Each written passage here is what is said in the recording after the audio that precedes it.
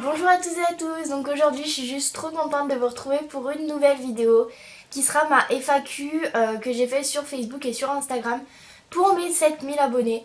Donc déjà un énorme merci pour les 7000 abonnés, c'est juste énorme et je vous laisse avec la suite de la vidéo. Pour commencer, une question de Héloïse Radier. Si tu serais un cheval, comment serais-tu, jument ou hongre? Ton caractère et ton physique, continue comme ça, vous êtes parfaite avec Mala, bisous. Bah déjà merci. Si j'étais un cheval, je pense que je serais une jument et que je serais une grosse chieuse. Voilà, tout simplement. Après mon physique, aucune idée. Je sais pas, je suis pas un cheval. Voilà. Ensuite, une question de Lauraline Richard. Mala a déjà eu des opérations chirurgicales, ton plus gros complexe? Alors, si on peut compter ça comme une opération chirurgicale, je l'avais dit dans 10 faits sur ma jument, c'est qu'on lui avait enlevé un morceau de lèvre là parce qu'elle s'était mordue et du coup elle a un morceau de lèvre qui pendait et on l'a recousu et les points de suture en fait ils tenaient pas.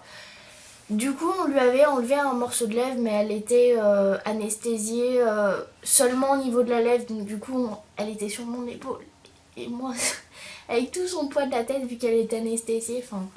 C'était un peu lourd. Mais du coup, je sais pas si ça compte comme une opération chirurgicale, ça.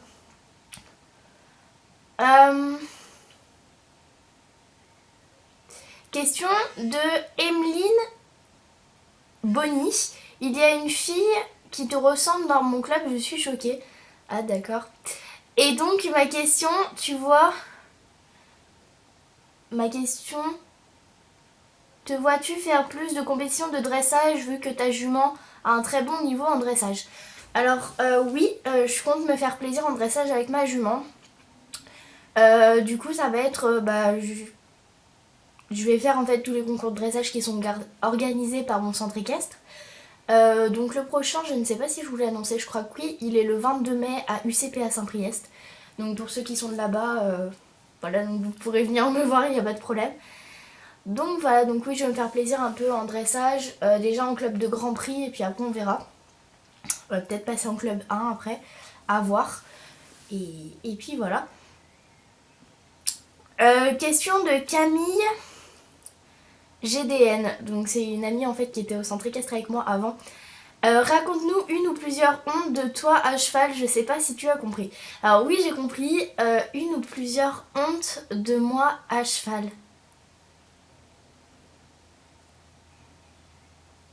Une ou plusieurs hontes de moi à cheval. Je ne sais pas. Je réfléchis. Oui, si, j'ai 2 hontes. Et c'était avec Mala. En gros, c'est 2 chutes que j'ai fait. Et franchement, c'était genre mais grave honteux quoi pour moi. Il y en a une déjà, c'était au centre équestre où j'étais l'année dernière. Et en gros, elle voulait pas passer un obstacle parce qu'on sautait encore à ce moment-là. Elle sautait même encore très bien. Et en fait, elle avait peur d'un obstacle qui était dans un tournant, donc dans un virage, on devait l'aborder comme s'il était sur un cercle en fait. Et elle avait jamais abordé d'obstacle comme ça. Du coup, le problème, c'est que elle a pas voulu le passer une fois, 2 fois, 3 fois, 4 fois, 5 fois. Et à un moment, je suis arrivée devant, elle a pilé. Et en fait, ce qui s'est passé, c'est, je ne sais pas pourquoi, j'ai avancé mes mains et j'ai mis mes jambes. Parce que du coup, elle l'a sauté à l'arrêt. Et moi, j'ai décollé, derrière l'obstacle, je me suis éclatée comme une merde dans le sable. Donc voilà. Et du coup, ouais, c'était un peu une honte. Et ma deuxième honte à cheval, c'était la première fois que j'ai sauté à Yssingeaux. Donc il y avait plein de filles qui étaient venues me voir sur le rebord de la carrière. Et en gros, j'étais dans la grande carrière. Et Mala ne voulait pas sauter parce qu'à Yssingeaux, elle a jamais sauté comme il faut. C'est depuis Yssingeaux en fait qu'elle saute plus. Donc voilà. Et en fait, j'avais une croix et elle la sautait. C'est soit elle pilait, soit elle la sautait comme une tarée. Et en fait, à chaque fois, j'abordais l'obstacle et je partais sur la droite. Et à un moment, je me suis dit, tiens, on va partir sur la gauche. Après l'obstacle, donc à la réception. Le souci, c'est que je lui ai demandé trop tard et qu'il y avait la barrière qui arrivait. Et au dernier moment, je me suis dit, bah tiens, tant pis, on va à droite. Et au dernier moment, Mala elle est allée à gauche et moi à droite. Donc voilà, donc ouais, c'était de honte un peu de moi à cheval, parce que sinon je vois pas trop d'autres hontes que j'ai à cheval. Voilà. Question de Espérance Maurice. Oui, je crois que c'est ça. Si tu devais sacrifier ta vie pour sauver Mala, le ferais-tu? Sinon, continue comme ça, je vous adore. Bah merci. Et oui, je sacrifierais ma vie pour sauver mon cheval. C'est oui. Oui, parce que ma jument, c'est un peu toute ma vie et voilà. Question de Ilona Doui. Elle a posé beaucoup de questions, mais je sélectionne seulement une question qui m'intéresse dedans et que j'ai pas déjà répondu. Dans le futur, quand Mala aura repris confiance au saut, sortiras-tu en CSO Winter? Alors, j'ai pas mal retravaillé le saut là en ce moment avec Mala, donc en liberté et surtout en longe. Le problème, c'est que ça ne revient pas et que depuis Saint-Jean, elle ne saute plus. Donc depuis que je suis allée dans mon internat agricole, oui, dans l'école agricole en fait, où je l'avais emmenée avec moi. Et en gros, ça fait donc depuis décembre qu'elle ne saute plus, qu'elle veut plus sauter, qu'elle a plus envie de sauter, qu'elle a la peur, mais je pense que c'est un peu de la connerie par moment. Et, en fait, tout simplement, je pense que ça reviendra pas. Donc je pense que ça sert à rien que je m'acharne. Voilà, donc non, déjà je sortirai pas en CSO et en Hunter parce que les concours de saut, dans tous les cas, elle n'aime pas ça. Elle aime pas l'ambiance, ça crie, c'est bruyant et elle aime pas du tout ça, l'ambiance de concours de saut. On a essayé une fois, mais on réessayera pas. Et si on saute une fois de temps en temps pour se faire plaisir, ça sera tout, mais ça sera très rare. Et c'est encore très rare parce que ça fait au moins 3 mois que j'ai pas sauté monté sur elle. Donc voilà, enfin si, quand on a fait l'obstacle de cross, là que j'avais fait une vidéo en test de sauter un obstacle de cross, mais c'est tout. Et ce jour-là, elle avait vraiment envie de sauter et puis c'était pas des barres. C'est vrai que c'est plus simple pour Mala quand c'est des obstacles naturels, mais quand c'est juste des contre-hauts et des troncs. Parce que si ça commence à être des trucs un peu plus en bois, nana, etc., bah c'est pareil que pour des barres pour elle. Et du coup, ça va pas. Donc on verra dans le futur, mais pour l'instant, j'ai pas l'intention de ressauter avec elle. On va sauter un peu en longe, etc., mais je pense que ça sert à rien de s'acharner et à l'obliger à sauter. Si ça revient, ça revient. Ça revient pas, ça revient pas. Donc voilà. J'ai eu beaucoup de questions sur Instagram surtout. Question de Océane H48. Je ne sais pas. Coucou, j'adore tes vidéos et Mala est juste super belle. Bah merci. Quel nouvel ensemble aimerais-tu acheter prochainement pour Mala? Alors moi j'aimerais beaucoup m'acheter un ensemble bleu roi. Là je vais vendre pas mal de mes tapis, enfin j'en ai vendu une grosse partie. Après je vais vendre à des amis, donc pas besoin de me demander c'est quel tapis que tu vends. Si je vends ça sera dit, si je vends à des amis ça sera pas dit. Voilà. Du coup je vais vendre pas mal de mes ensembles simplement parce qu'il y en a beaucoup que je ne mets pas.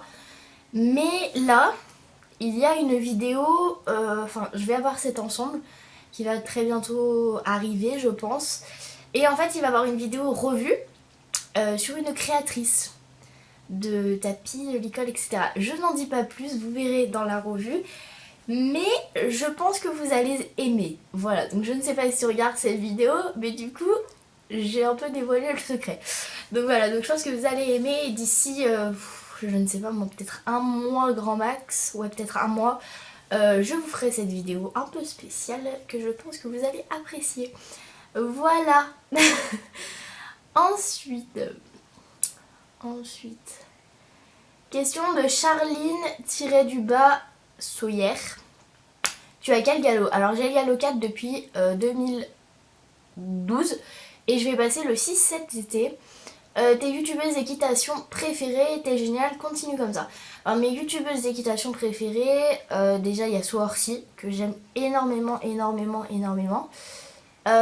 C'est vrai que j'aime bien également Colin Horse Riding. J'aime beaucoup le carnet d'une cavalière, les cavalières du dimanche je crois, et une autre chaîne que j'aime par-dessus tout quand elle fait des vidéos plus travaillées, c'est Un poney jaune. Genre j'adore les vidéos qu'elle fait, donc voilà. Une autre question de Charline-du-bas Soyer. Tu as trouvé une DP pour Mala. Alors, cette question est énormément revenue parce que j'avais mis des annonces de partout comme quoi je cherchais une DP pour Mala. Et forcément, vu que j'en ai mis sur ma page Facebook, vous êtes tombés dessus. Alors, j'ai cherché une DP pour Mala. Il y a eu pas mal de gens intéressés.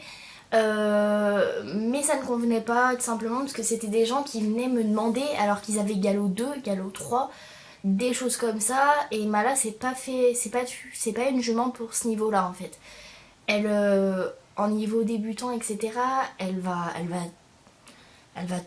garder les gens sur le dos, soit elle les garde sur le dos, soit elle les jette par terre, déjà. Et ensuite, moi je veux quelqu'un qui puisse travailler ma jument, donc vraiment la travailler mieux que moi. Donc il me faut une personne minimum galop 6. Donc quelqu'un qui puisse la travailler mieux que moi, qui la travaille dans son sens, qui la travaille vraiment. Et le truc c'est que c'est pas un galop 3-4 qui est capable de travailler ma jument vraiment, parce que c'est une jument qui est très chaude. Et pour la bosser comme il faut et la canaliser, c'est assez compliqué. Donc voilà, et c'est également pour ça que je n'ai pas lâché mon père dans la vidéo première séance. Simplement parce que je pense que c'est pas une très bonne idée et que si on trotte et qu'elle a peur d'un truc, elle va faire un écart et mon père il va voler. Voilà, donc du coup c'est pour ça que je la tenais en longe et que sinon la prochaine séance ça sera dans le manège car elle sera beaucoup plus calme. Donc voilà. Donc non, j'ai pas trouvé de DP mais je ne cherche plus spécialement. Mais si quelqu'un me contacte du biais des annonces que j'ai déjà mis, il n'y aura pas de souci, c'est quelqu'un qui est galop 6 ou même galop 5 avec un bon niveau. Puis après, ce sera à moi d'en juger quoi, au niveau de l'essai. Mais c'est vrai que quand il y a des petits niveaux qui me contactent pour la DP, enfin je leur dis gentiment, mais bon, ça m'énerve un peu puisque j'ai précisé dans l'annonce. Donc voilà, et le pire en fait, c'est qu'il y a des gens qui m'ont contacté et qui voulaient faire des concours d'obstacles. Sachant que dans l'annonce, j'ai précisé que c'était une jument qui était capable de sauter très très bien, mais qui était très compliquée et qui était bloquée à l'obstacle en ce moment. Sachant que pour la plupart, c'est des abonnés, donc ils voient mes vidéos, ils savent ce que je dis. Et le problème, c'est qu'ils me contactaient pour faire des concours d'obstacles avec ma jument et non, non, ça ne convient pas. Donc voilà. Gwendoline 2, 7, 6, 30. Ok. As-tu des projets pour cet été avec Mala? PS continue, tu es génial, je t'adore. Bah merci beaucoup. Et est-ce que j'ai des projets cet été avec Mala? J'en ai pas mal. Mala ne va pas être beaucoup à la jumenterie, donc au centrique, soit elle est en pension actuellement, parce qu'on va beaucoup bouger. On va peut-être partir 2 semaines en Camargue, mais ce n'est toujours pas sûr. Je vais aller une semaine au Haras de Préjurin, comme l'année dernière, donc avec elle. Voilà, donc je vais aller une semaine au Préjurin, une semaine chez ma grand-mère avec Mala toujours. Et après le reste du temps, on va aller à notre maison de campagne et du coup on va l'emmener aussi avec nous. Donc du coup je pense qu'elle sera même pas du tout à la jumenterie cet été. Parce qu'on va faire pas mal de balades, on va faire beaucoup de balades en fait surtout cet été. Un peu de balades de partout, si on va en Camargue on va faire un petit peu de tri de bétail. Et du galop sur la plage. Oui. On va faire pas mal de baignade aussi. Donc voilà, donc ça va être des jolies vacances je pense. Tu aimerais bien déguiser Mala en licorne? Oui, parce que je ne sais pas si vous savez, mais en fait, sur Instagram, je vous appelle tout le temps les licornes. Vous êtes des abonnés licornes sur Instagram. Donc voilà, donc du coup, les gens ont pas mal dit, est-ce que t'aimerais être une licorne? Est-ce que Mala est une licorne magique qui mange des arcs-en-ciel et qui fait des caca papillons? Plein de trucs comme ça, du coup, ça me fait bien rire. Déguiser Mala en licorne, bah, sachant qu'elle est pas blanche, je sais pas si ça rendrait bien, mais ça pourrait être une idée sympa pour un shooting, c'est vrai, ça pourrait être une très bonne idée. Voilà, tu m'as donné une idée au passage. Question de créami.fitgirl. Désolée si j'accroche vos noms à chaque fois, vous me le dites dans les commentaires. Ceux qui m'ont posé des questions que j'ai répondu genre ah t'as pas dit mon nom comme il faut. Un truc comme ça. De nouveaux projets photo avec Mala pour cet été.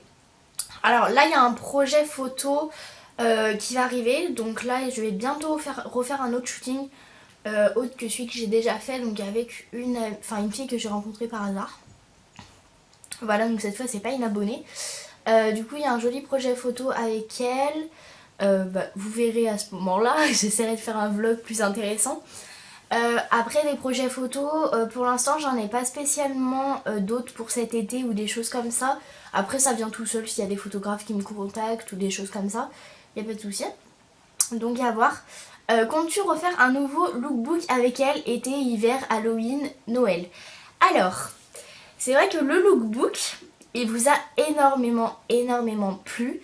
Moi ça m'a même impressionné parce que je crois qu'il y a plus de 500 pouces en l'air sur la vidéo. Il y a à peu près 6000 vues je crois, je suis pas sûre parce qu'après ça c'est pas le truc spécialement que je regarde, c'est surtout vos commentaires et c'est vrai que ça vous a vraiment plu. Et c'est vrai que moi j'ai passé pas mal de temps dessus et j'étais vraiment contente du résultat, j'étais vraiment satisfaite, ça vous a plu, j'étais vraiment contente. Donc c'est vrai que ça je pense que c'est quelque chose qui va revenir toutes les saisons. Donc je pense qu'il y en a qui sont très heureux d'entendre ça. Mais du coup je pense que je vais faire printemps, été, automne, hiver. Donc des lookbooks toujours différents avec des endroits différents. J'essaierai de filmer jamais au même endroit pour pas que ça vous fasse toujours pareil. Avec toujours des tenues différentes. Donc de toute façon j'alterne beaucoup les tapis. En général toutes les saisons je vais vendre des tapis, je vais en racheter. Donc voilà, donc ça c'est pas trop un problème. Toujours avec des couleurs qui vont. Par exemple, en hiver, je vais pas mettre une couleur rose fluo. Voilà. Donc, j'espère que ça vous plaira. Et c'est vrai que il y en a pas mal qui m'ont demandé de faire des trucs un peu spéciaux pour Halloween, pour Noël, des choses comme ça. Et pourquoi pas? Pourquoi pas? Mais après, pas un lookbook complet avec 5 tenues, etc. Peut-être que les autres lookbooks, je ferai pas 5 tenues, je ferai pas un gros lookbook comme j'ai fait là, parce que c'est vrai que c'est énormément de travail. Et ça me prend quand même pas mal de mes tenues, du coup après je vais pas pouvoir vous les remontrer. Donc peut-être que je ferai seulement 3 tenues par lookbook pour les prochains, à voir. Et pourquoi pas oui faire des trucs un peu spéciaux, par exemple un look pour Halloween, un look pour Noël. C'est vrai que ça peut être très sympa, c'est une très bonne idée à méditer. Continue comme ça, vous êtes superbe. Bah merci beaucoup ma belle. Et franchement, ouais, j'ai bien aimé répondre à ta question un peu originale. Anne Tardy qui me pose la même question, as-tu des projets de shooting photo avec Mala? Et d'autres abonnés. Alors c'est vrai que là c'était assez spécial parce que j'ai fait un shooting photo donc avec une abonnée que je n'avais jamais vue en vrai. C'est aussi du fait que je lui ai quand même pas mal parlé sur Facebook. C'est vrai que j'inviterai pas forcément une abonnée comme ça à venir au centre équestre avec Mala pour faire des photos après avoir de la personne. Mais c'est vrai que c'est une personne que j'ai quand même beaucoup parlé et du coup je la connaissais quand même déjà un petit peu. Donc du coup voilà, mais c'est vrai que c'est une personne que vous allez, je pense, revoir dans mes vidéos parce que je risque de refaire des shootings avec elle. Voilà, parce qu'on a énormément apprécié toutes les deux. Question de Olivia Schme. CHM-du-bas. Tu préfères avoir une licorne qui peut vivre que 32 ans ou un âne immortel? Putain, mais vous m'avez trop posé de questions avec des licornes. Ouais, je préfère avoir une licorne qui vit 32 ans quand même. Parce qu'un âne, j'aime pas spécialement les ânes moi personnellement. Mais ça serait trop cool d'avoir une licorne. Vous imaginez pas? Je suis un peu tarée dans ma tête moi.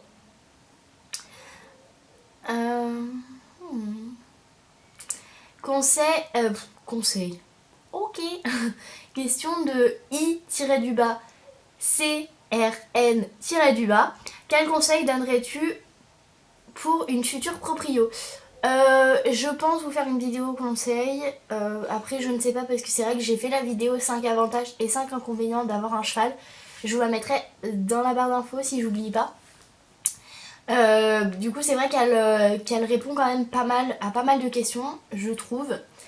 Et dans les débuts de YouTube, PS, je t'adore, la meilleure de toutes les youtubeuses au monde et ma préférée. Bah merci ma belle. Et pour les débuts dans YouTube, bah déjà, je bégaye. Déjà, si vous voulez commencer dans YouTube, lancez déjà pour votre première vidéo. La première chose, c'est que pour vos premières vidéos, essayez de faire une vidéo qui fonctionne bien. Donc une vidéo qui va attirer du monde sur votre chaîne et qui va faire découvrir un peu ce que vous faites et qui vous êtes.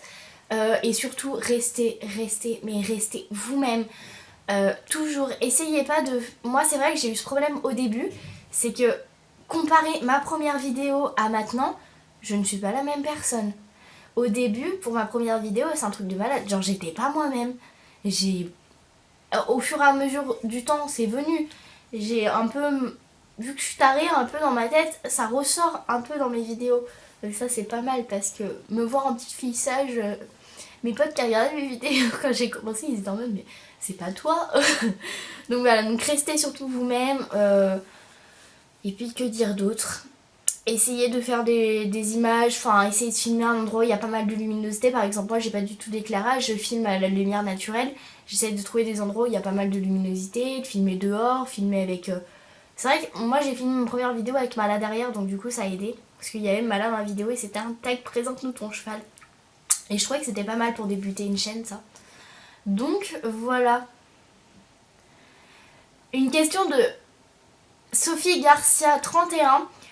Est-ce que à des moments, tu ne te dis pas « J'en peux plus de Mala, c'est trop de travail. Plein de bisous à toi. » J'ai pas compris ce qu'elle a écrit après. Alors oui, il y a toujours des moments de blues où je vais me dire j'y arrive pas, j'y arriverai jamais, plein de trucs comme ça. Mais je pense que ça c'est tous les cavaliers, tous les propriétaires qui ont des coups de blues comme ça où ils se disent tout simplement oui bah ça va plus, j'y arriverai jamais, elle serait mieux avec quelqu'un d'autre. C'est vrai que moi c'était surtout au début que je me disais souvent ça. Après c'est vrai que maintenant quand il y a des coups de blues comme ça, je me dis que ça ira mieux demain et voilà quoi tout simplement parce que je pourrais pas la vendre mal. Question de Clem-du-bas PTDMGE. J'avais déjà galéré la dernière FAQ, je crois que j'avais pris une question de toi, j'avais galéré à dire ton nom. Tu préfères monter sur un cheval hyper speed ou un cheval hyper lent à réveiller? PS, je t'adore, continue comme ça. Alors moi j'aime pas les chevaux mous et lents. Du coup sans hésiter un cheval hyper speed qu'il faut retenir. Parce que je déteste les chevaux mous et lents, genre c'est un truc de fou, j'aime pas ça, je sais pas pourquoi. Voilà.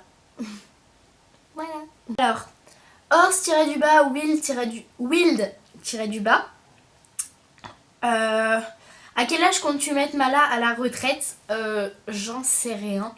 Après, c'est vrai que j'ai parlé vaguement que l'année prochaine, peut-être que je le referai faire un poulain. Donc au printemps prochain, peut-être que je vais la faire inséminer.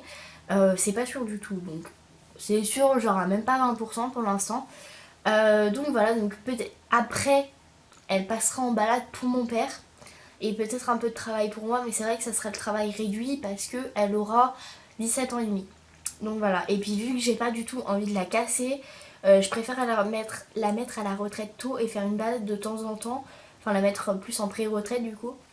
Enfin on verra par la suite selon son état de santé, comment elle est, etc. Parce que c'est vrai que je pense que c'est une jument qui risque de déprimer si j'arrête le travail d'un coup en fait. Parce que c'est vrai qu'elle aime beaucoup bosser.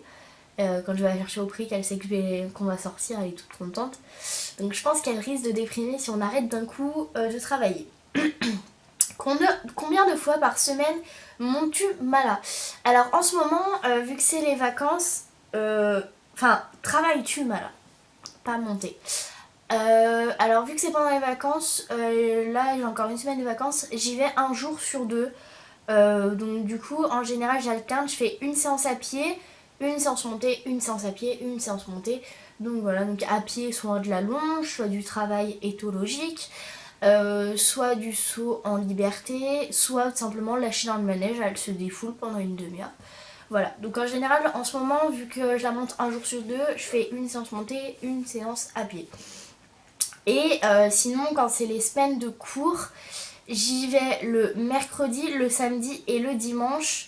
Le mercredi, je monte en général. Le samedi, je monte aussi. Et le dimanche, je travaille à pied. Donc en général, je la fais pas sauter. Parce que si je la fais sauter, c'est en liberté. C'est soit le samedi, soit le mercredi. Mais en gros, le dimanche, je fais une séance un peu tranquille.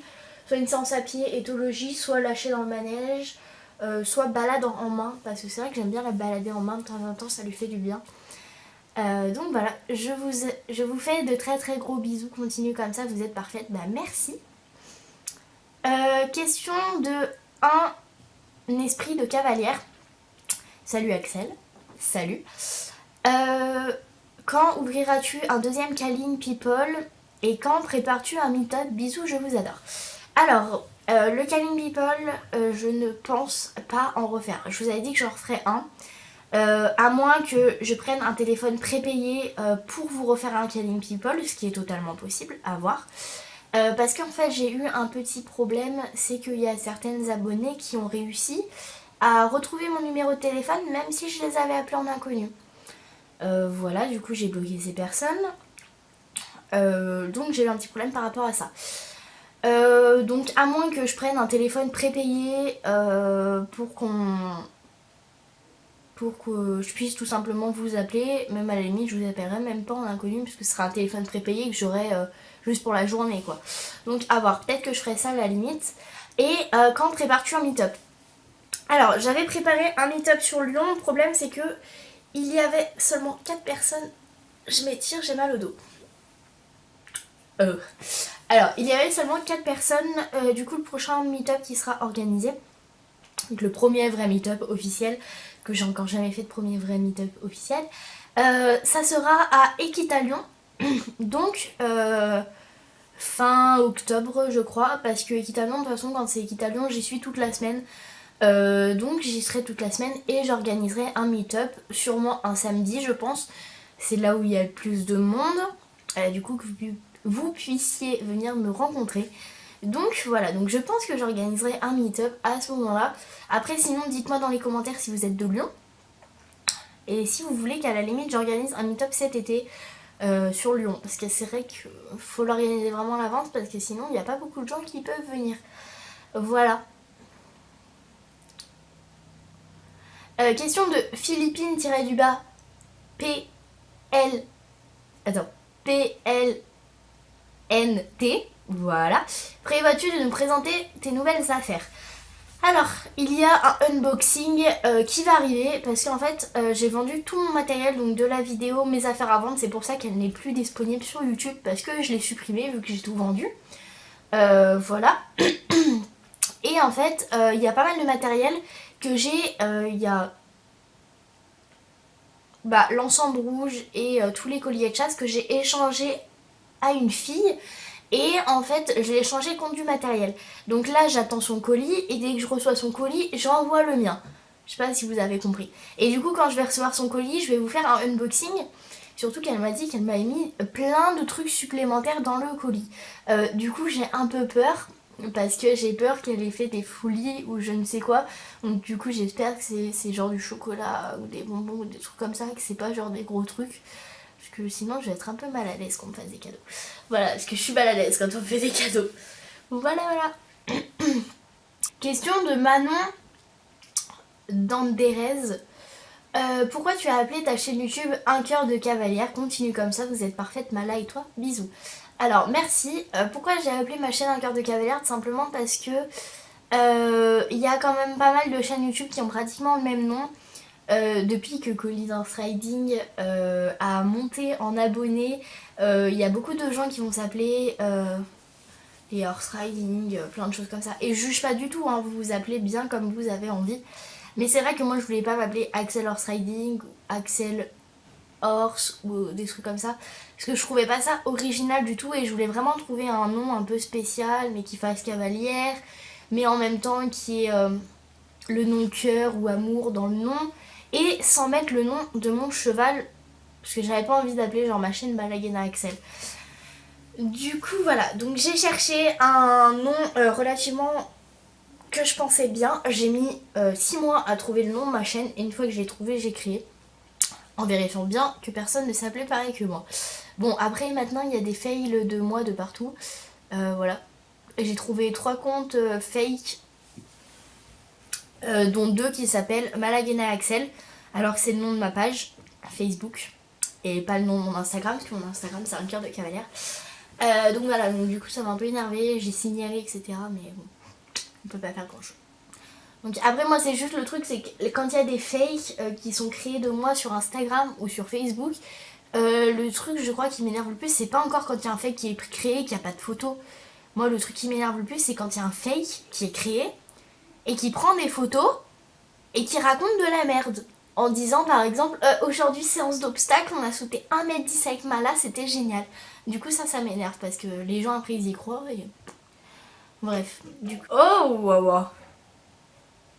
Il y a ma copine. Alors, je vais répondre à une dernière question. Alors, je crois bien, je ne vais pas dire du coup ton nom de famille. Donc c'est Enora de la chaîne Enu Riding. Donc voilà, qui m'a posé une question. Je suis pratiquement sûre que c'est elle à 90%. Tu me diras dans les commentaires si c'est toi. Que penses-tu du monde équestre YouTube? Qu'est-ce que tu aimes sur les chaînes YouTube équestres? Alors, que penses-tu du monde YouTube? Du monde équestre YouTube. Alors, c'est vrai que le monde équestre YouTube, c'est, je trouve, encore trop un monde en mode rivalité, faut avoir le plus d'abonnés. Après, beaucoup de chaînes ne sont pas comme ça. Mais c'est vrai que moi, j'ai tendance à remarquer que, par exemple, au début de ma chaîne, j'avais des youtubeuses qui avaient du style 7000 abonnés, etc., qui me suivaient, qui commentaient mes vidéos. Et ben depuis que moi j'ai 7000 abonnés, ça a disparu. Et quand je commente leurs vidéos, ça me répond merci 3 petits points. Donc c'est vrai que moi j'ai tendance à pas spécialement aimer le monde YouTube pour ça. Parce que je trouve que le monde YouTube c'est vraiment un monde de rivalité. Et c'est vraiment moi j'ai le plus d'abonnés, faut que j'ai le plus d'abonnés possible. Et c'est pas du tout mon optique à moi. Moi j'ai fait YouTube pour me faire plaisir. Et en plus, je pense que vous l'avez remarqué, moi je regarde pas le nombre de vues sur mes vidéos. Je regarde pas le nombre de pouces que j'ai en l'air. Enfin voilà quoi. Et, et du coup c'est vrai que c'est assez agaçant quand il y a des chaînes comme ça. Je ne citerai aucune chaîne. Je précise, je ne citerai aucune chaîne. Et c'est vrai que j'ai du mal avec certaines de ces chaînes parce que je trouve que c'est pas ça en fait le monde YouTube. C'est pas un monde de rivalité. C'est on est toutes des youtubeuses, on devrait tous s'entraider et voilà, enfin. Après c'est ma façon de penser. Voilà. Qu'est-ce que tu aimes sur les chaînes YouTube équestres? Qu'est-ce que j'aime? Alors je ne sais pas si qu'est-ce que j'aime c'est en style de vidéo que tu me dis. Alors qu'est-ce que j'aime sur les chaînes YouTube équestres? Donc qu'est-ce que je regarde beaucoup?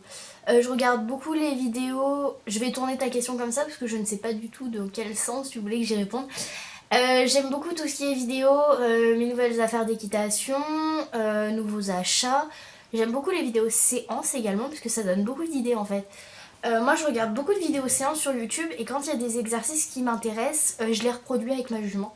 Du coup j'aime beaucoup regarder les vidéos séances pour m'inspirer, pour adapter, pour faire de nouveaux exercices simplement dans mes séances et pas toujours faire pareil. Excusez-moi. Et du coup, sinon, qu'est-ce que j'aime? J'aime pas dans les chaînes YouTube équestres. C'est vrai que moi j'ai du mal avec ça. J'aime pas trop les vidéos face caméra où ça blablate trop. Alors, moi je le fais, mais moi personnellement, j'aime pas spécialement regarder ce genre de vidéos. Tout ce qui est vidéo en pensant à toi, présentation de chaîne, ça par exemple j'adore parce que c'est pas des vidéos tu vois qui sont ennuyantes. Mais une vidéo de 20 minutes où tu parles toute seule, encore quand il y a quelqu'un d'autre ça va, mais voilà. Voilà ce que j'aime un peu. Donc on va terminer sur cette longue vidéo pour les 7000 abonnés maintenant. Donc je vous remercie encore une fois énormément. 7000 c'est juste énorme. Alors j'espère que les 8000 vont pas arriver trop vite. Parce que en fait, peut-être que du coup je le ferai pour les 10 000. C'est vrai que pour les 10 000, soit dites-moi dans les commentaires. J'ai envie de vous faire une grosse tombola. Alors, je vous avais déjà fait un concours en novembre, vous avez énormément apprécié, vous pouviez gagner des seaux HDCP donc de mon sponsor et d'autres petits articles que j'avais trouvés à des endroits par-ci par-là. Et du coup j'ai envie de vous refaire une tombola, soit je vous fais une tombola pour les 10 000 et de toute façon je vais vous la faire, j'en suis pratiquement sûre. Donc il va falloir que je commence à chercher les articles parce que ça va arriver vite à mon avis parce que ça monte vraiment très vite, ça fait même pas un an que j'ai fait ma chaîne. Je l'ai créée en août, donc voilà, donc ça monte très très vite. Et du coup pour les 8000 ou pour les 9000 j'ai un gros projet de vidéo. Je vous en dis pas plus, je vais devoir me faire aider de la meilleure amie de ma soeur, donc il va falloir que je discute avec elle. Et j'ai un projet de vidéo que vous allez énormément apprécier aussi s'il est bien réussi. Et j'aimerais vous le faire pour les 8000 ou 9000 abonnés. Donc il va falloir que je commence à y penser sérieusement. Voilà. Et j'espère en tout cas que cette vidéo vous a plu, que j'ai pas trop parlé, que j'ai répondu à pas mal de vos questions. J'ai dû répondre à un tiers. Parce que j'en ai eu pas mal vu que j'ai posé sur Instagram et sur Facebook. Et je vous fais plein de gros bisous et à très bientôt pour une prochaine vidéo. Bye!